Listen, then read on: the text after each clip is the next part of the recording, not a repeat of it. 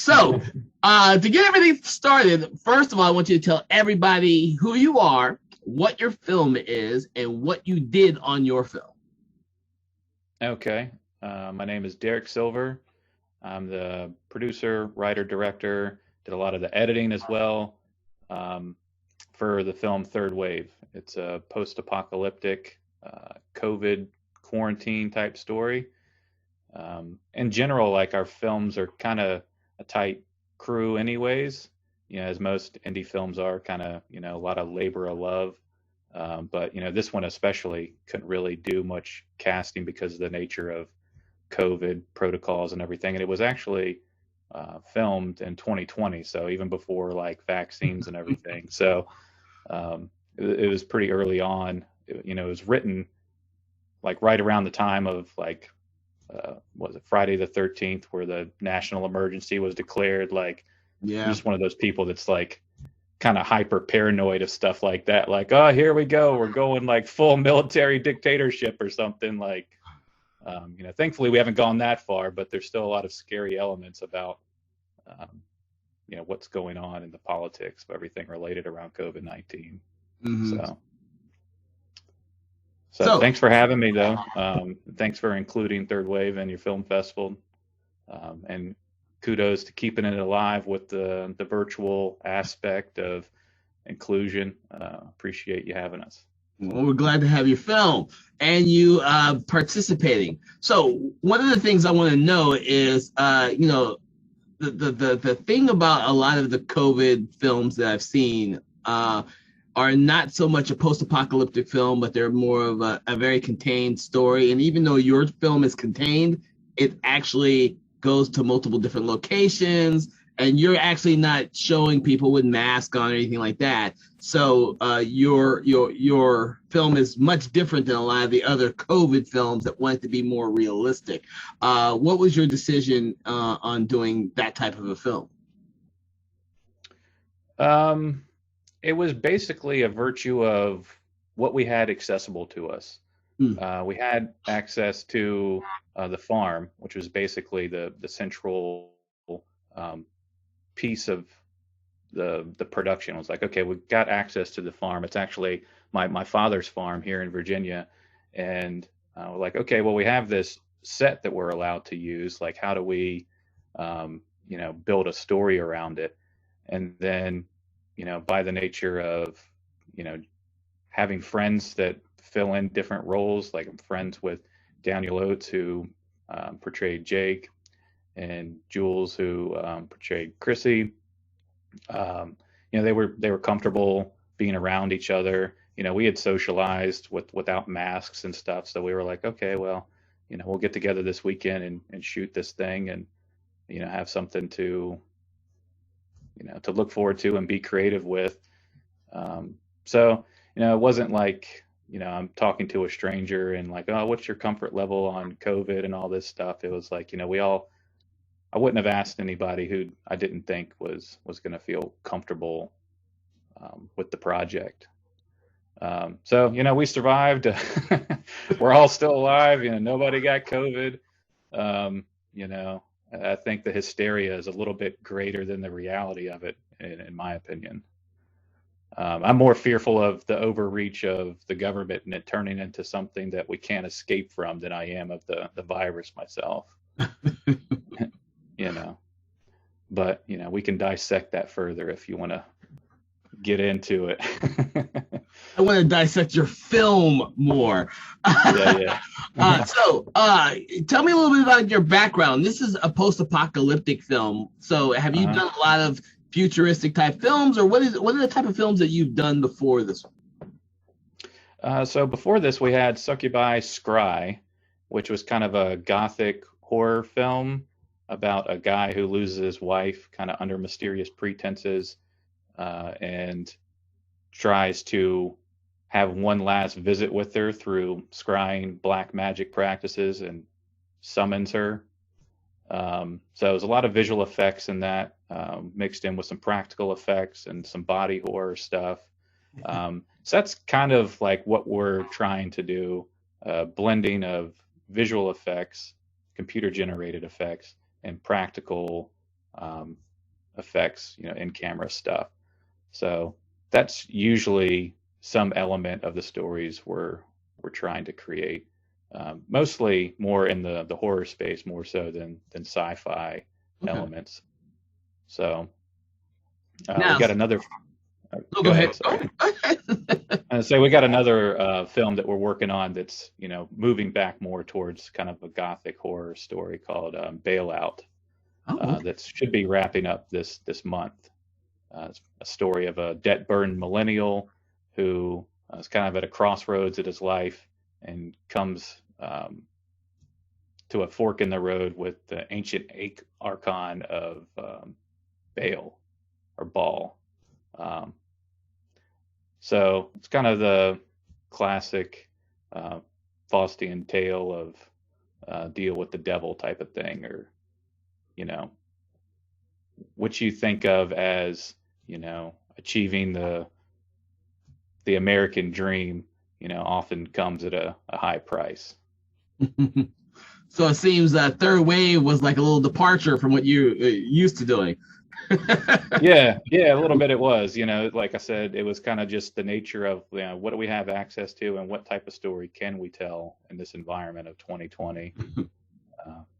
Things have normalized in some ways in 2021, which allowed us to do a little bit bigger production, bring in a little more people. So trying to keep the ball rolling, add a little more pieces where we can. We actually did a small fundraiser for Bailout, so we had a little more money to work with than previous films. It's a little bit longer. Like Succubi Scry was 4.5 minutes. This one's about 12 minutes, Bailout. So trying to build upon each film and add some different layers to it every time we put another production together. Okay, so you mentioned that one of the things that you as a filmmaker are working on is like blending in the practical effects with CGI effects and everything, so it's kind of like seamless for you.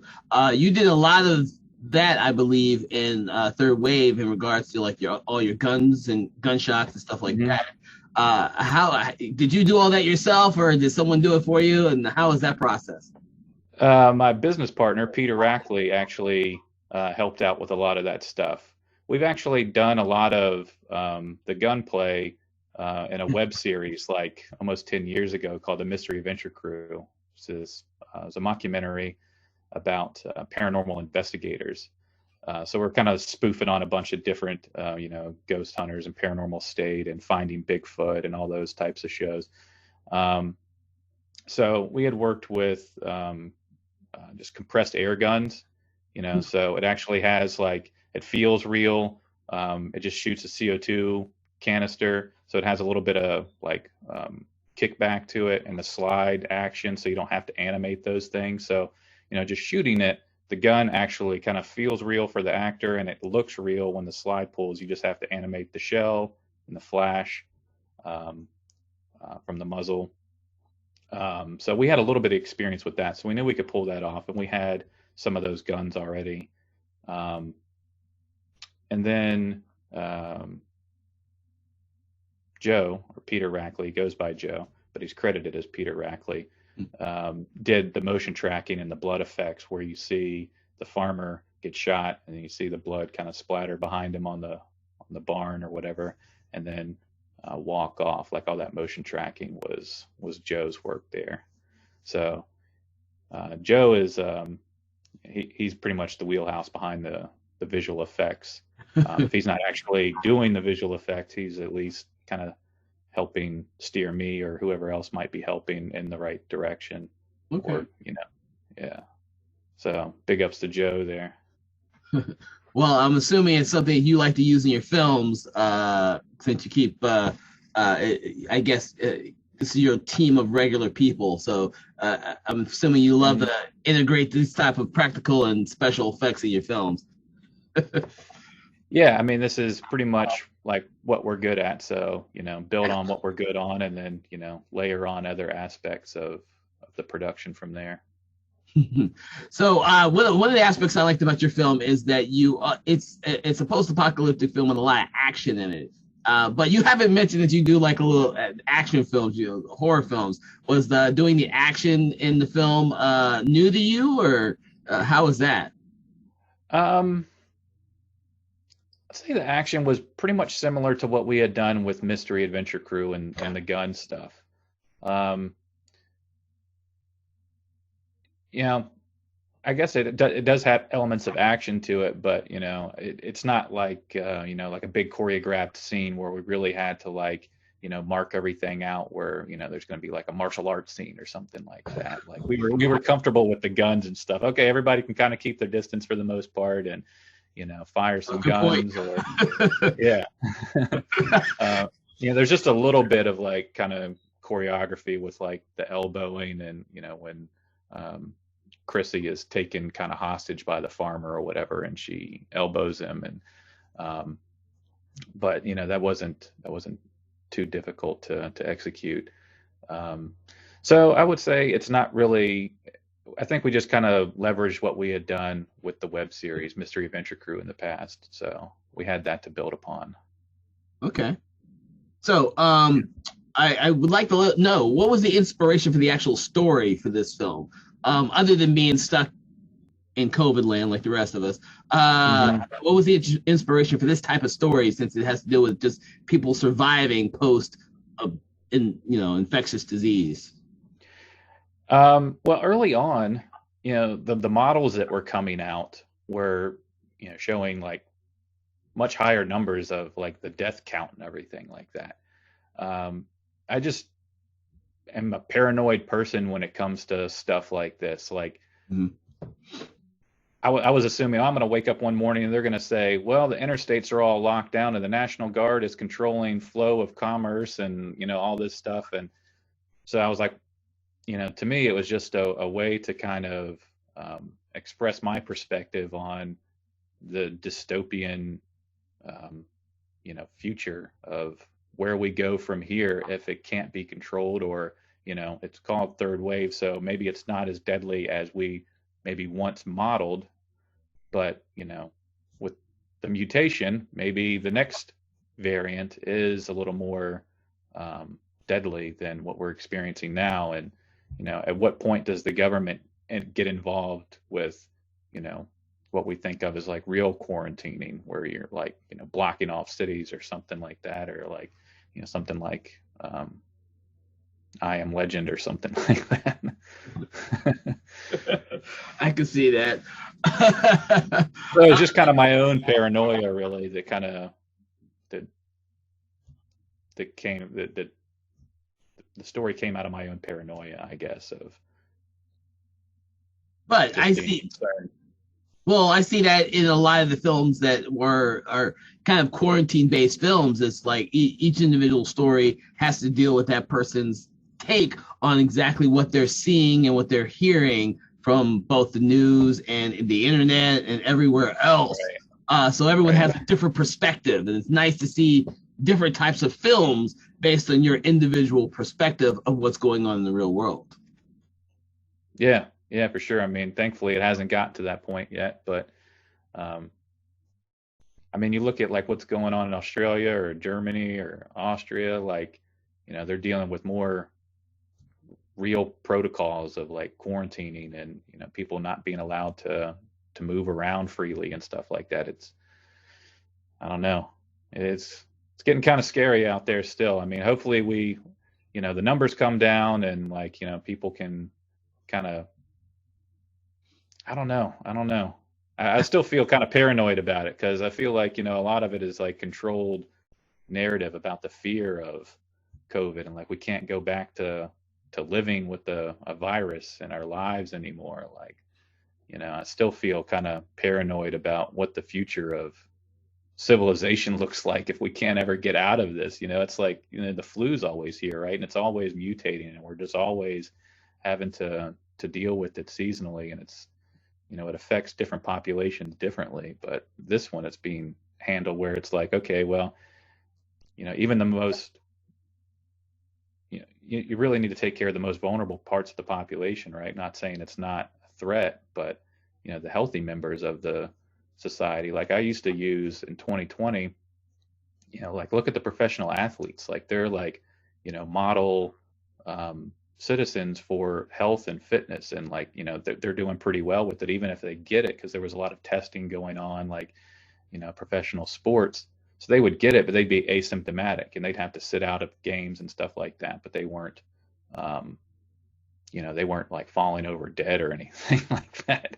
You know what I mean? They didn't have severe symptoms. And then, now they're all being forced to vaccinate. It's just like, well, they're not at risk, right? Like, I don't know. I don't want to like, beat it down to where it becomes a political statement or anything. But in a large regard, that the film was kind of my political statement of like, where are we going with as the virus mutates? Like, it's like, and you guys are having to deal with it, right? Like now, like you can't host in-person screening now, and you've had to alter your plans because the Omicron variant. But is the Omicron variant like enough to like shut down modern civilization? It's like, not yet, but it's one of those things where you already have people on the fence already, and people aren't going to a lot of live events because of it. And then of course you have the venues that mandate that you get vaccinated, and the more that you do that, the more you see a section of the population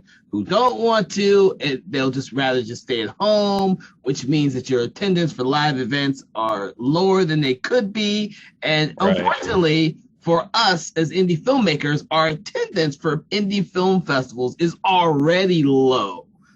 We're not releasing a Marvel cinematic film that will get the 50 million people to go see it.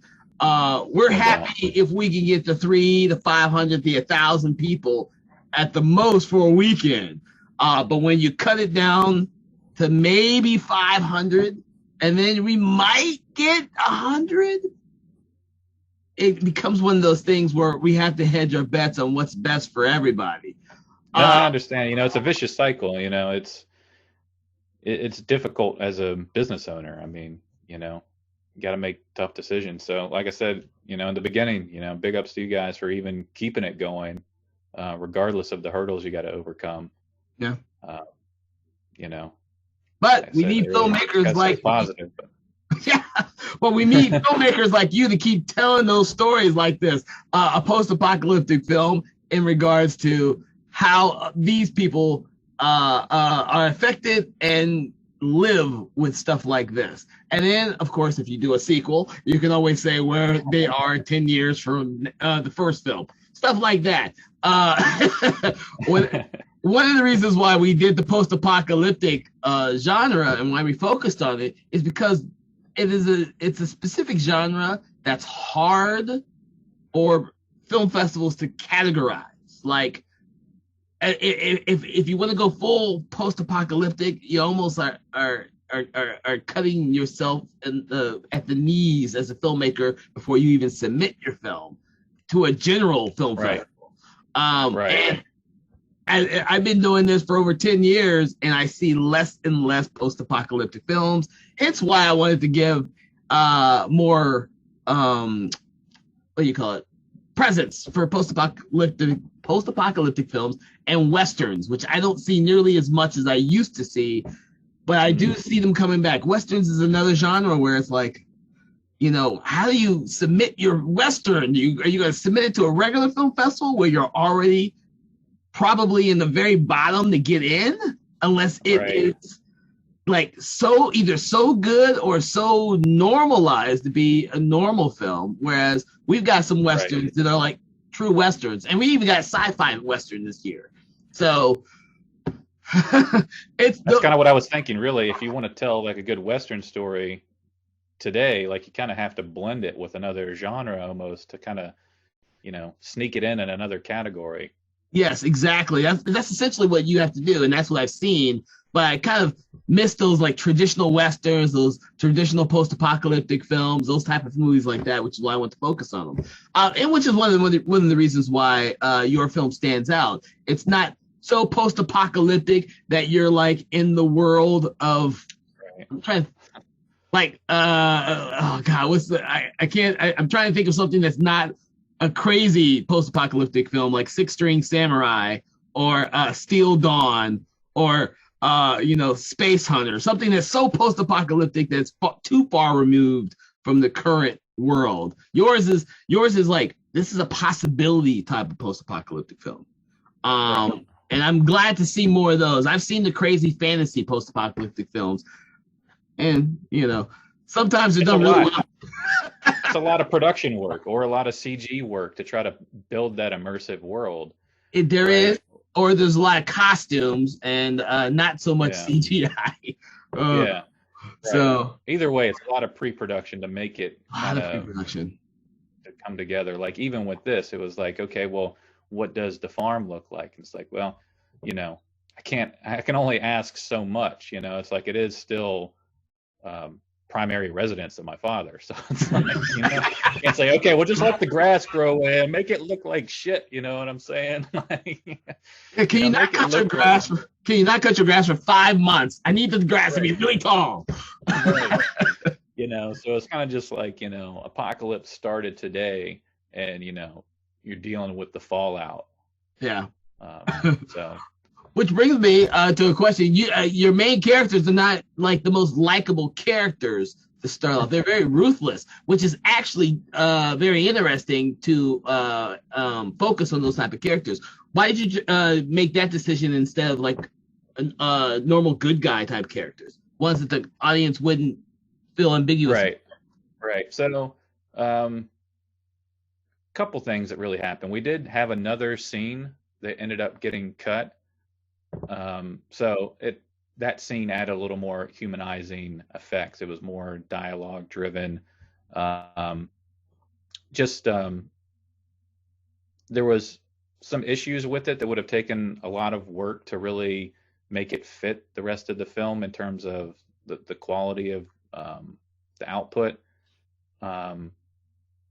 And it just would have been a lot more work to get that piece into the film. And then once I started looking at some work prints without that, felt the story just moved a lot faster and it Yeah. added a little more mystique about the characters, to where you didn't really get a little bit of background about why they were making the decisions they were doing. It's kind of just a basic survivalistic type of story. It's like, okay, well, you know, grocery stores are closed, you're scavenging for food. Government drones are flying overhead trying to Yeah. identify life and stuff like that. So it's like, okay, well, we got to get somewhere where we can sustain ourselves, and a nearby farm is probably best chance at survival. Um, Another aspect of it is one of my good friends from high school who was in the Marines. We kind of got into videography together. So I got my first camera, skateboarding, making sponsor me videos and stuff like that, doing like stupid shit you used to see on like 90s skate videos of just like, party humor and shit like that, like fake interviews downtown and stuff like that, just dumb stuff. We dress up in prosthetics and just go like scare people at the mall and stuff like that, just dumb shit. And so we always talked about when he got out of the Marines, we were gonna, actually do some more scripted productions and stuff like that. And unfortunately, we never got to do that because he was killed in action. Oh. And so I actually met Daniel Oates, who was one of my friend Joshua James Frazier, one of his friends that he grew up with in his neighborhood. And then me and Daniel started hanging out. Daniel was into practical effects and stuff. The first real creative film we did was a 48-hour film in 2009, and he did. We got lucky and we drew the horror genre out of the hat. If you're familiar with how the 48-hour films work and stuff like that, yeah. And he did the blood effects and the bruising and makeup and stuff like that. So we've been working together ever since. He's had some role in almost all of our productions, and he was in the Army as well. So a little bit of that was our mutual friend Josh, and while he was deployed, I remember him telling me about getting contacted by like mercenary groups and stuff like that. So there was elements of the story before it reached its full fruition of it being more of like a hitman type of story. So it kind of just, that piece of the story just stuck with the character of him kind of being a former military kind of hitman slash assassin for hire type of character, but you don't really see that piece of backstory unfolded in the film. But that was just some of the motivation for where he came from. So kind of two pieces to the story. You know, some of the dialogue got cut out, and he was just kind of loosely based on a real life friend. Okay. No, it sounds very interesting and actually makes it clearer with your main character. So that's very interesting. You know. Okay. So having done so many short films, are you working on like anything bigger, like a feature, or just continuing your short films for right now? Where do you see your own personal future for right now? Yeah, shorts are, it's hard to market a short, right? There's no money in shorts or anything like that, and with the latest film we have Bailout, I feel like for to a large extent we've kind of grown as much as we can without really trying to do a huge campaign finance type of thing. Like we did a small one with this, enough to kind of help offset some of the costs. We were able to bring in some good acting talent, cinematographer, and we got an illustrator for poster and stuff like that, and we got a live band that does a title song for the film. And it's a little bit longer, a little bit bigger production, a little bit bigger costume. So we kind of scaled up in as many ways as we could kind of afford to. So looking forward to getting that out and seeing how people receive Bailout and into the next year. But beyond that, I have some stories that I would like to probably just focus on writing for a while, because I spent pretty much this whole year working on Bailout. It's like I'm writing it, I'm directing it, I'm producing it. I'm trying to do all the elements of the production with minimum crew, and then I'm editing it. It's like I'm marketing it. I'm trying to get into film. It's like at some point it's just like it's taxing. You just kind of want to, the writing part is really probably the most fun to me. I love post work, and production is always fun, but the writing to me is always like, the fun part of just imagining how the story plays out and bringing everything, to life in its first form. So I do want to just focus on some stories that I've had for a while and just see if I can get them into a feature length script. So that's probably what's next after Bailout, but hopefully that has some. So we're just finishing Bailout right now, so hopefully for the next year be able to do a bit of both, kind of marketing our latest short and working on some writing. Okay. So that's what the plan is for 2022, at least. Okay, so do you have any funny story to tell us that happened on the set of third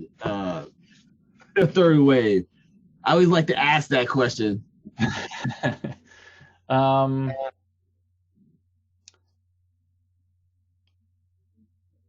Can't think of anything particularly funny. This is the first film where what's that? Or tragic. Nothing tragic either. I mean, everything went pretty smoothly. We had the police involved to direct traffic for some of the Jeep scenes where the Jeep pulls up to the property. It's just one shot really, but it's kind of a busy road, and I didn't realize how busy it was going to be because there's not that many people typically when I'm going to my father's house. But he's like, yeah, you're going to shoot this thing on a Saturday morning. There's a lot of people going up and down that road. Y'all are going to have to be careful. And he's like, you want me to call the county sheriff or whatever? I was like, I guess that's a thing. Like I was just going to totally guerrilla shoot it just on the side of the road. Like, all right, camera, audio, we're all packed over here. We're going to, call Daniel and have him drive the Jeep through. And we're like, no, you don't want to do that. Like we're going to have to get the traffic stopped. So we stopped the traffic for about a half an hour. they would let traffic go as we got our shots, and the the uh, the police officer was really cool about it. He was, probably beats the hell out of doing his normal beat or whatever. He's just like, no, this is really cool. Um, but somebody got pissed off in the traffic and like drove around the whole thing, like flicking them off and all this shit. And the police officer didn't see it, but they like were like yelling at my dad or something. And my dad came back and told the police officer, and he was like, "Oh, I wish I would have known. I'd call somebody ahead and tell them, they have a tail light that's out or something like that." And I was like, "See, this is why nobody fucking likes you guys. You're gonna come up with some bullshit to pull them over." But no, those guys were cool. I don't want to disparage their name or whatever. He came out and helped us out a whole lot. But that was probably the only funny thing that happened. It was like, man, that's pretty bold. Like right in front of the police officer, gonna drive by and tell them to fuck off. Like I'm going around the stoppage. Because it was around a bend too. Like there's no way that you would have known what's on the other side just to say, oh, it's usually if there's a, road construction or something, traffic is stopped. Usually it's for your own safety, right? You're going to go drive right into a piece of unfinished pavement or a rock in the road or some shit like. Oh, wow. But, yeah, it was a crazy little element there for, a couple minutes, but, there was a lot going on that day. So we didn't really have time to sit around and like fully appreciate it. It was like, all right, there's a crazy person that told everybody to fuck off. All right, keep it moving. Let's get the next shot. Okay. Any final words about your film for our audience today?